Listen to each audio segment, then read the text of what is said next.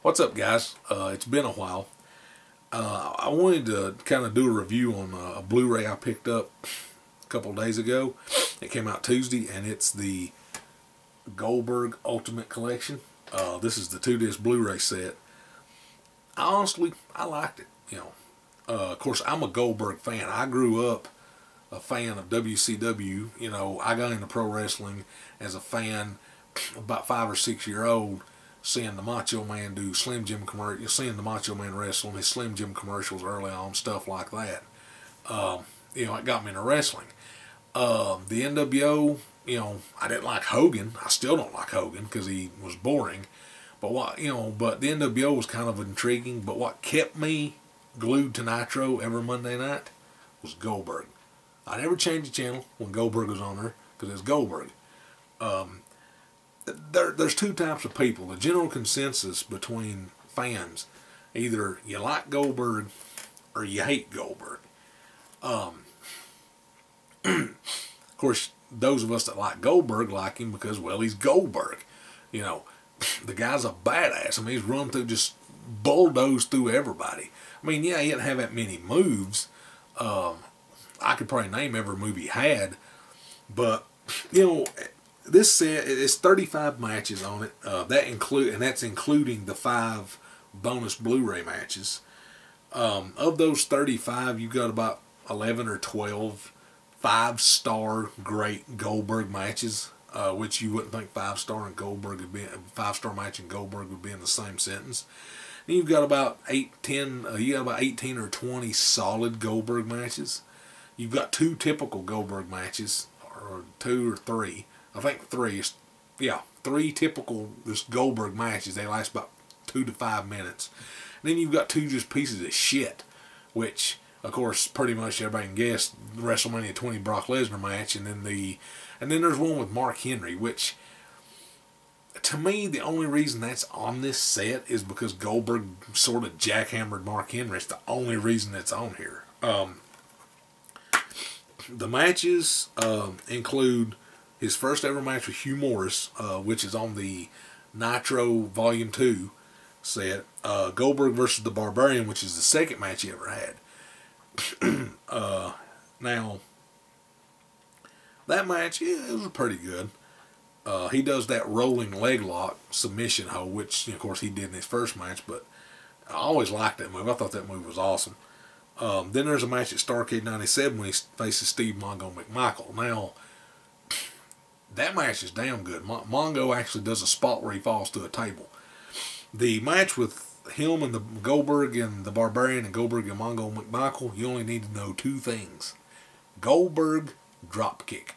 That's all you need to know. And for people that's a little slow, I shit you not, Goldberg can do a damn drop kick. The guy, big as he was, 270, 280 pounds, son of a bitch, could do a drop kick. Alright. One of the best matches I think he ever had was with Raven. And Raven's excuse me.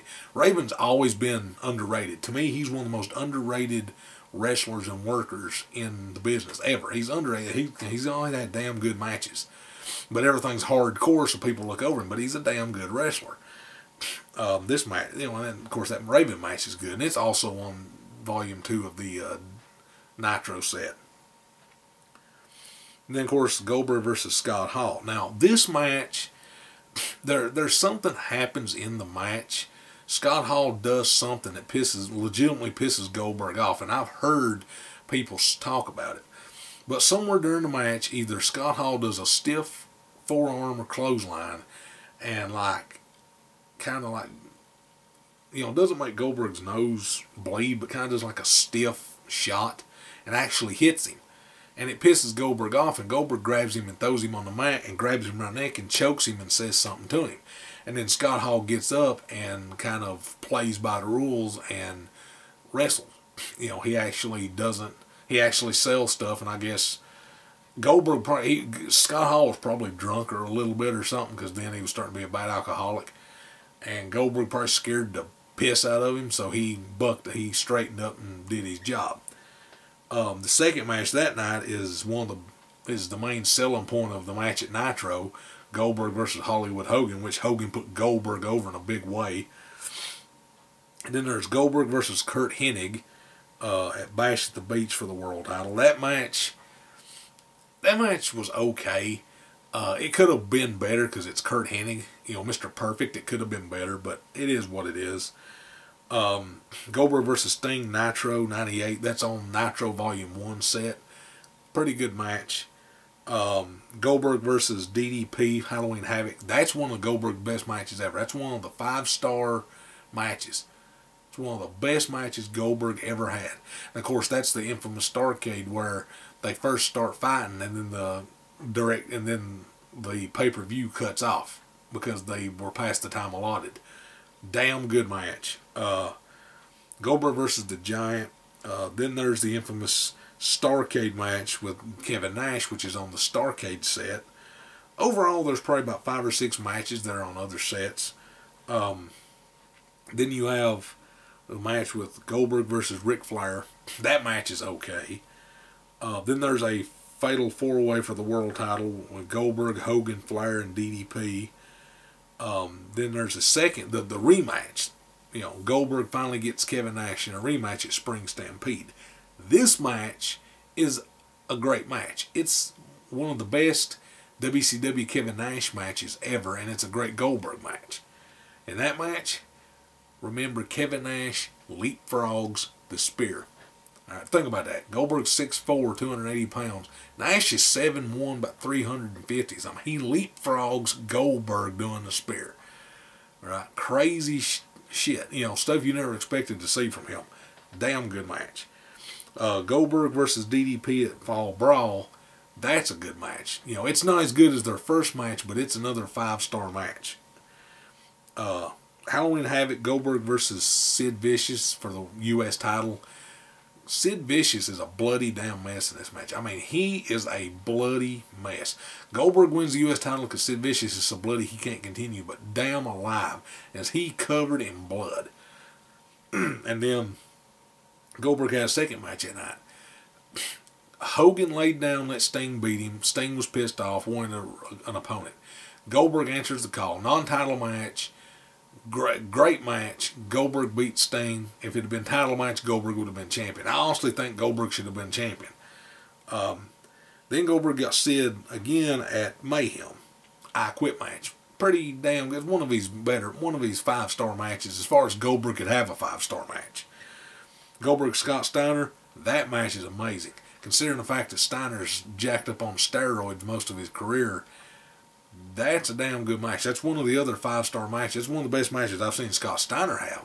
And the match is good until that piece of shit, useless Vince Russo comes down there. Once Vince Russo shows up, that match is a piece of garbage. It's shit. No one gives a shit about Vince Russo. He should have never been allowed on TV. Then there's Goldberg versus Chronic from Halloween Havoc 2000. And then Goldberg and Dwayne Bruce versus Luger and Buff Bagwell, which is Goldberg's final match in WCW. That's all of Disc 1. Disc 2, he's coming, you know, as his WWE matches. Of course, Goldberg versus The Rock at Backlash.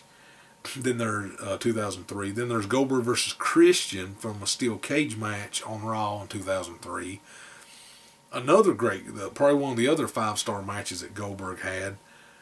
Bad Blood versus Chris Jericho. That match is amazing. Jericho just, you know, considering Jericho and Goldberg had legitimate bad blood dating back to WCW, the name is apropos for the pay-per-view.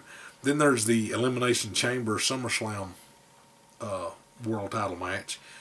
Then Goldberg's another 5-star Goldberg match with Triple H. That match kicks ass when he beat Triple H for the world title. The useless Mark Henry match. A kind of mediocre Batista match, which is a match because Batista collected that bounty on Goldberg's head, you know, and joined Evolution. And then the second Goldberg Triple H match at Survivor Series, which is another 5-star Goldberg match, mainly because of his opponent. And then the other piece of shit, Goldberg versus Brock Lesnar. And the only reason to me that Goldberg Lesnar's on here is because it's his last match in WWE. The Blu-ray exclusives is a world title battle royal from Road Wild, which is hard to try to say all that together fast and tongue tie you. And it was team. It was NWO Hollywood with Scott Norton, Scott Hall, and the Giant versus the Wolfpack. Let's see, who else did they have? I think, yeah, they had Kurt Hennig too, and NWO Hollywood, the black and white. And then the Wolfpack had Nash, Sting, Luger, and Conan. Apparently the Macho Man was busy. And then Goldberg by himself. And the NWO eliminates each other. Goldberg jackhammers the Giant and wins. The other match, which is one of the, I would consider a Goldberg 5-star match, is from Super Brawl 9 in February 1999. It's Goldberg versus Bam Bam Bigelow. You know, of course, to me, Bam Bam's one of the most underrated wrestlers ever. He's damn good, and he does not get the respect he deserves. The third Sting match, all of Goldberg's matches with Sting are pretty good. From Nitro, Goldberg versus Sting. The infamous Starrcade 99 match where he kicked Bret Hart in the head, Goldberg Bret Hart for the world title. Which a lot of people say, oh, that's where Bret Hart ended his career and he got a stroke. That's not been proven. You can't prove that. And then there's a match from Raw in October of '03 where Goldberg faced Shawn Michaels, in which Batista came out and shattered his ankle to collect the bounty, and then Batista joined Evolution. Overall, you know, most of those matches I said were 5-star matches are, and then there's some that ain't. There's some that I didn't mention that were 5-star matches, and then there's some of them that's just okay. The first 3 matches on the set are typical Goldberg matches. You know, they're like 5 minutes long, spear jackhammer matches over. But Goldberg doesn't get the respect he deserves as being a pretty good worker. I mean, the streak was designed to mask and hide how inexperienced he was. And like I said, there's 2 types of people. You're either on the side you like Goldberg or the side you hate Goldberg. And a lot of people you'll see say, well, if you like Goldberg, why don't you like Cena? Well, it's different. Goldberg, I've always, you know, and I've seen people do it with Hogan. It's like, well, you like Goldberg, but you hate Hogan and Cena and Ryback, and they're technically all the same because they ain't got limited moves. Well, it's different. Goldberg's a genuine human being.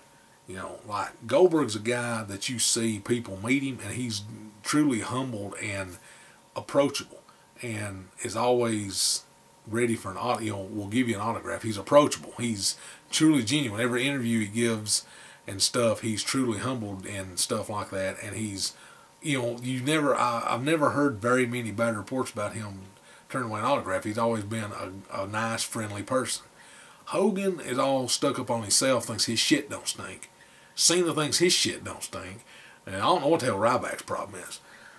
But the difference, the people that say, well, how can you like Goldberg and hate Cena because Goldberg is more limited than Cena was in the ring, the difference is Cena's a douchebag, an asshole that buried Pete, that kept Alex Riley, who could have been a big star, from getting a push because he wasn't going to get bullied by Riley.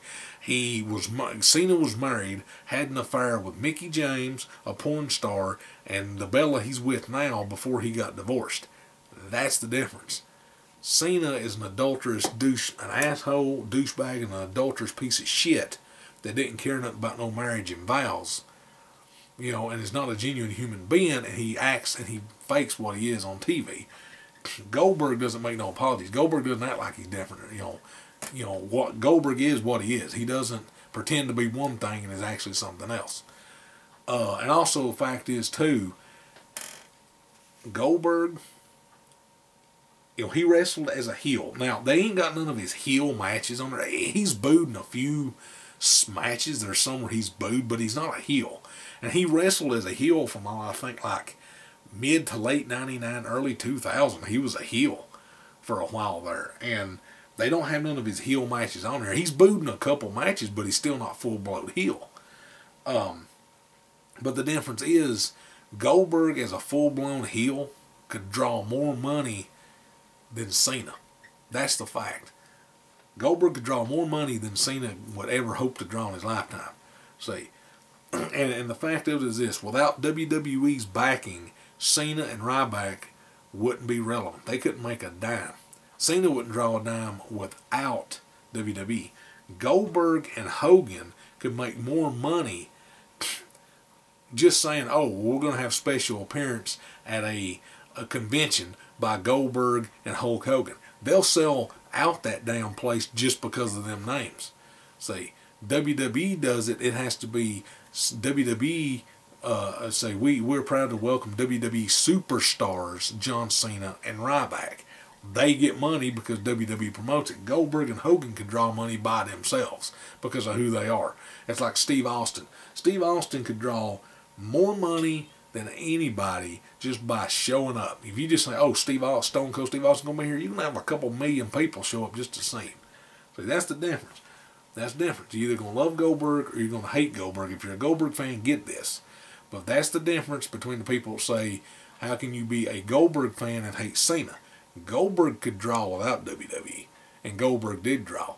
Goldberg does not need WWE to make him popular, you know, and they don't bash him, which I'm glad they, on this set, they actually don't bash Goldberg. They acknowledge that he was the fastest, probably the fastest rising, star in history, and everything, and he just exploded. They admit that. They acknowledge it. They don't bash him. They praise somewhat his achievement. But I didn't mean to go on that little rant with Goldberg Cena, but I've seen a few people talk about it. It's like, well, you're a Goldberg fan. Why don't you like John Cena? It's not because Goldberg could draw more money than Cena could. And that's a fact. You take Cena out of WWE and keep him the way he is and let him wrestle in small companies, he ain't gonna draw a dime. You tell these small, and people that take him out of WWE, and he ain't wrestled 3 or 4 years WWE, he wrestles independently. You gonna put him in a small company, tell people he's gonna be there, he's not gonna draw more than 25, 30 damn people. I guarantee it. You tell them same exact people, we're gonna have Hogan and Goldberg here next week, that building's gonna be sold out. They're gonna have it outdoors because people's gonna show up to see Goldberg and Hogan. See, that's the difference. Their names draw the money. Cena's name does not draw money. Cena draws money because WWE backs him. Now, true, Hogan had WWE early, but Hogan is a brand. Terry Bollea owns the trademark to the name Hulk Hogan. He owns his likeness. He owns the name of Hulkamania. He owns all of it. That's one reason why he's able to use Hulkamania. The other reason is Marvel Comics owns the copyright to the name Hulk. WWE does not own it. So Hulk Hogan can use Hulk freely all he wants because WWE does not own that. Hogan is his own greatest promoter because he owns his own name, image, likeness, and everything. He can promote himself. Goldberg's the same way. Now, I will say this, the WWE Goldberg theme is in this. It's on all the matches. Of course, it's on the WWE matches, but it's dubbed over all the WCW matches, which a lot of people would say, well, that's bullshit. But Goldberg, I believe, owns his WCW theme, which is why it's not on here.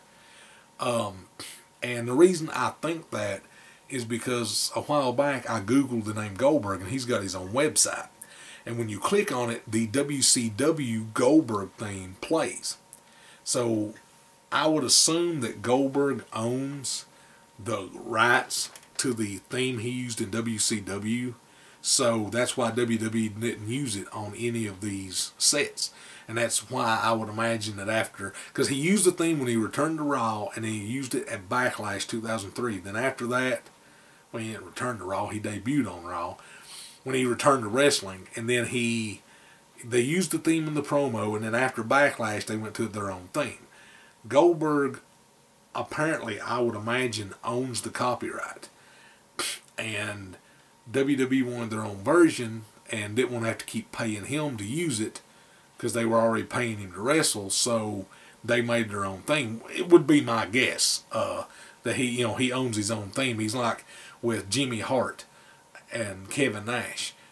Jimmy Hart, either Jimmy Hart or Kevin Nash owns the NWO Wolfpack theme, which is why they had, in TNA, don't mean to do this, but in TNA, Nash had the instrumental version of the Wolfpack theme because either him or Jimmy Hart owned that song. But, if that's something that's fickle that you're not going to like, then don't get it. But I can look over it.